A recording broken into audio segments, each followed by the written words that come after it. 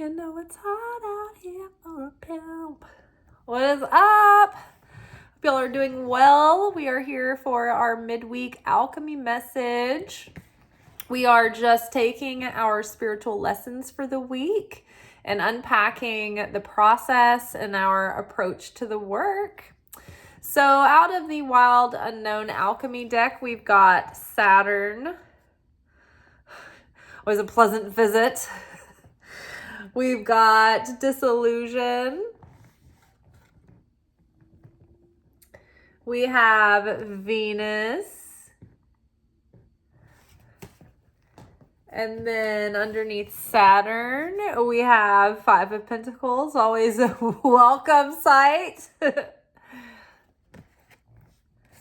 Underneath Disillusion, we've got Page of Swords.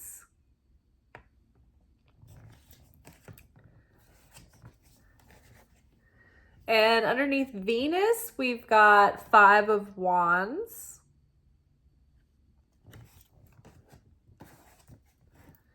And to cap everything off, we've got the Smoke card.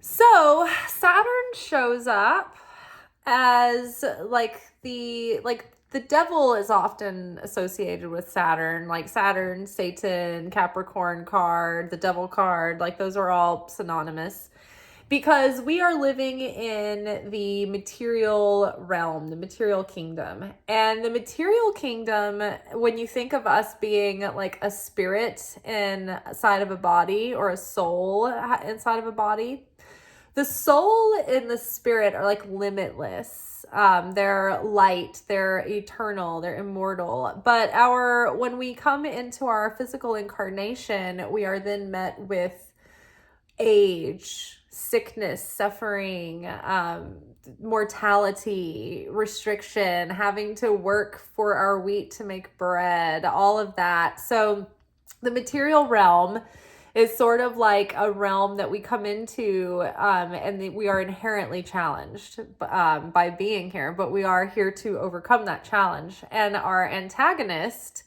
the sort of like sheriff, the evil sheriff, kind of like taunting and harassing the world, is the devil. So these energies are associated with the planet Saturn. Saturn is a strict disciplinary. Think of Saturn as like the scariest version of like the Catholic school nun teacher, or like when you see movies that have like those crazy boarding school teachers who are super strict and they come in the room, they don't want anybody to have any fun. And they slap their little like whip ruler pointer thing and everybody like sits up. If somebody falls asleep, they like slap the person on the wrist, like just that strict disciplinary, right? So we've got this in mind. Now, the Saturn is also representative of the cosmic father, synonymous with Satan. No, I'm kidding, totally kidding. So the cosmic father, right? The divine masculine of the cosmos. So this can range from like, say, that devil character who's a tyrant, who's controlling, who's restricting, or to like a loving father who knows how to discipline their child with loving kindness, which is part of the theme for this week with the Omer and beauty, which is interesting. It ties into that whole being able to balance like judgment and loving kindness as like a parent would discipline their child, not out of anger and rage and temper, but like out of a sense of love and wanting to like set the child up for future success, right? So that can be the higher octave of Saturn, teaching us how to be responsible, disciplined, consistent, following through, how to set boundaries, right? Because what's happened here, we have Five of Pentacles. And I think what's happened in the past and that we're healing from is when we had a lack of boundaries, the ability to set those boundaries with others, or even to maintain those boundaries with ourselves, right? So when we failed to have these boundaries with our others and ourselves, it left us exposed to chaos which then left us exposed to like consciousness of lack and fear and doubt, which left us feeling left out in the cold. Examples of this might be, if you failed to have discipline with yourself, then maybe you never managed your money correctly, and you were always like impulse buying or like wasting it on like buying coffees and like drinks at the gas station and whatever, and you didn't realize that you just like squandered all this money that you could have put into something that could have grown the money, right? Say you struggle with eating or food or your diet and exercise, right? And so you like make progress, but then you blow it, and with like a bad cheat day that, just keeps going on. It becomes cheat season, right? And you couldn't maintain those rules or those boundaries or that discipline that you'd set in place for yourself, that routine, that structure. Say this is what I struggle with. If I have a long-term creative project, being able to be consistent in showing up every day for that, depending on what it is. Like in this, like with the videos, with my writing, I've always shown up and made that content, unless it's like an extreme situation where I'm like, I can't like deal with a migraine, or if I've, been out partying and it's just like, I should not make a video, or, but like overall, I'm very disciplined about this. My writing, as like projects, like for instance, I have my deck that I'm working on. I've not been my usual consistent self with that. And I've realized that if you can be consistent and just do the bare minimum, but consistently every day, that is far more efficient than trying to cram sometimes and being erratic and not being consistent. And so, yeah, just being able to like follow through on promises you make to yourself, being consistent and showing up and keeping promises you make to yourself also is like demonstrating self-love and self-respect to yourself. So there's a lot going on there. So, if you haven't been able to set good boundaries with others, say you're the person at work that picks up all the slack, and like in a way you're like, well, I should be giving, but if you're not fully like on board with it in your heart, then you end up getting sour and exhausted and bitter and depleted and victimized, and it sends you into this downward spiral, right? And then you don't have a good time, and then you see everybody else having a good time because they have plenty of free time because you're doing all the work, and so it's like becomes sour, it becomes bitter, and then it becomes like this thing that like causes more negativity and it snowballs. So we're seeing ways that so like and for instance, like in dating a new person, maybe like going too fast, getting committed too fast or whatever, or not, setting those like keeping the boundaries that you set, and getting weak with those. It like never ended up like resulting in like a committed relationship because of that. Like it ended up like flaky, energy yielded flaky energy back. So we're seeing, I think, how in the past our inability to have discipline, restriction, structure, boundaries left us exposed to, this card can talk about loss, poverty, exposed to like the elements, feeling left out in the cold. But it's like this focus on your suffering, and you don't realize that right behind you is like a warm refuge. In traditional tarot, there is a cathedral with like light coming through the stained glass, and there's two people walking outside, and they're like tattered clothing, and they have injured legs and limbs. So this is like a signal of like spiritual poverty, but also like maybe physical ailment, or like material poverty in some way through like a lack consciousness. All right, so I think we're seeing that, and like over the last couple of weeks, we've been looking at like how like from the crone perspective, looking back on our life and seeing how our life's experience really gave us our wisdom and understanding. And so as the crone, in a way, we've been able to look back and really appreciate that, whilst at the same time getting to the other side of that and sort of reawakening the inner maiden that was that adventurous, like foolhardy person who was able to take risks because they were not smart enough to have all the fears yet, right?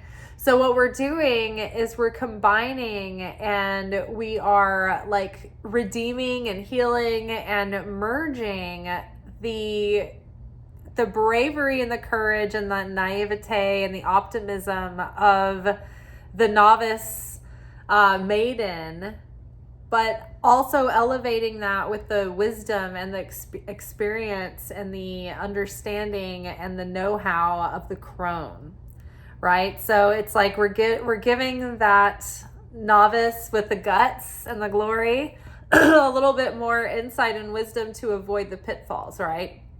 And so now we're merging those two consciousnesses together, and now we're setting into a new chapter. And we're like, okay, I've got understanding, I've got more wisdom, I've got more experience, I've got more know-how, I'm not going to repeat the same mistakes again, and I've got better boundaries, I've got better discipline. Now I can set myself up, okay, now I've got to reawaken my lust for life, my excitement, my sense of adventure, my ability to not ruin the fun or the adventure with catastrophizing. You know, it's like the greatest thing about being like really young and stupid is that you don't know all the things to troubleshoot for or worry about or be concerned with. Like you're just so unjaded and you don't have all the catastrophes like planted into your mind. So you end up taking a lot of risks that your older self would be like, oh my God, this is going to lead to your certain demise. But it didn't, did it? We're here to tell the tale. So we're kind of getting back that old piss and vinegar. And in that sense, we have dissolved the old self, but we're like being born into a new self, going into a new chapter, more conscious than ever, being able to rewrite or co-create a new reality, like with God, like us co-creating with God, and being more conscious and sovereign this time, rather than reflexive and responsive and affected by life and just getting thrown around like a ping pong ball or a pinball. It's like this time we're more intentional and doing it on purpose. So the disillusion is like the dissolving of the old in order to remix and reemerge into something new. And so we talk about our Tikkune on this channel, which is like, it's the correction of our karma. It's our soul's correction over the course of lifetimes. Our Tikkune can account for new negativity that gets added. It's like these layers that go over the light of our soul, our inner soul. And our inner light is like the protective light around us. It is the light that draws in blessings, that draws in our destiny. And so our Tikkune, the negative things that we've done in this life, the negative things we've done in the past life, our lack of consciousness, our weaker aspects of ourself, like all of those things add layers over, like veils over our inner light. And so as we do the work of the spiritual alchemy and transform our negativity truly, then that removes one of those veils. It breaks that shell of negativity, revealing more light, revealing more blessing and favor in our life. And so we must dissolve the old self, the ego self, the carnal self, the selfish, infantile self. And we have to transcend above that. And so basically we have embraced the positive aspects of the Page of Swords. So the Page of Swords can be kind of one of two sides of a coin. The Page of Swords in a higher octave in a positive way can be very like curious and like wanting to research something, go down the wormhole, get obsessed, like get all the details, all the data, read all the books, read all the articles, read all the comment sections. Like this person is like, I'm getting into the research, I'm learning all of this, I'm dissecting it, I'm unpacking it, I'm going deep. So this is like the scholastic, enthusiastic, like research project, journalist, whatever, the investigative like person going into the research. Now, in a lower octave, this can be someone who's obsessive and stalking and like spying and going about things in any means necessary to get what they want. So in a bad, immature representation, this can be like doing things like in an underhanded way, just by any means necessary to get what you want, or being indiscriminate about like how you're going about things because you're like foolhardy and in a hurry. So I think that what's happening is we're dissolving all the ways that we used to reflexively respond to life in a foolhardy way and end up doing things haphazardly, or not thinking about consequences, or doing whatever was necessary to get the job done or to get our way about things. There could have been an obsessiveness, there could have been fawning element, whatever. There could be a lot of layers of this Page of Swords that is being dissolved away. As we move forward in this next chapter. Now, the positive thing is that it's revealing even more of the light within us and more desire to go in and do that self-discovery, right? Because the positive side of the Page of Swords is the part of us that has been curious enough to go deep and to explore and like self-discover and understand what we need to overcome, what we need to transcend, what we need to strengthen, what we need to heal from, all of those things. We were looking at like limiting beliefs, preconceived notions, subconscious defense mechanisms, unconscious beliefs, like all those things. We were like, you know what? I don't want to be sabotaged by these things anymore. I'm going to go deep. I'm going to be devoted, and I'm going to learn myself, and I am going to find a way to transform this self-destructive, self-defeating, self-sabotaging part of myself. So that's what we've been dissolving in order to move forward and have beauty in our life. And so that is revealing a lot of beauty. Venus is that lust for life. It's sensual pleasure. It's physical pleasure. It's beauty. It's like witnessing the poetry and the beauty of life, being turned on by someone or something, or just life itself. Loving the sights and the smells and the sensations around you. Decorating your environment in a way that's like visually pleasing to you. Like Venus is all things like food, smells, perfume, fashion, beauty, jewelry, art, music, food, lust, sex. It's either like a Dionysic inebriation, like when you are like partying and like having a feast and like, you know, think about like the Roman kind of like orgies and like feasts and stuff. That's a Dionysic inebriation where you're just like high on the party and, you know, all like, or there is a Pentecostal inebriation where you are spiritually intoxicated and you're excited about life and you're feeling the presence of like God, and you can feel the Holy Spirit and you're like, wow. And like, you know, you see people like doing the gospel run. Like that is an example of a Pentecostal inebriation. But no one can spend all their time in that state, like either way, whether it's Dionysic or Pentecostal inebriation, we can't always be inebriated. Then it takes away from the fun of being inebriated, and it's like just overkill and we burn out. And so it's only just like in these spurts. But I think we are at a time right now where Venus has gone into Aries. Venus would direct, Venus is moving into Aries. This is like getting our fiery lust back again. And I mean, we like Aries has been in Cancer. We've been like moody. We've been just like wet blanket central. But it's like finally, as a collective, Stella is getting her groove back. And so, like, people are like, yeah, they're feeling a little rowdy again. They want to have a good time. Like, it feels like spring, like summer is in the air. So that is really nice. There could be, so like this excitement, like it's good to stoke that because it can help you bring in things that you've been wanting to manifest, or like that high vibe is attractive to more of the things that are getting ready to come into your life, right? There could be a literal, like, genuine attraction about you. Like, you're maybe like super attractive right now. The more you're feeling this, the more you're emanating it, right? So there could be a person coming in that you are actually like sharing chemistry with, because our weekly romance reading did indicate that was a possibility.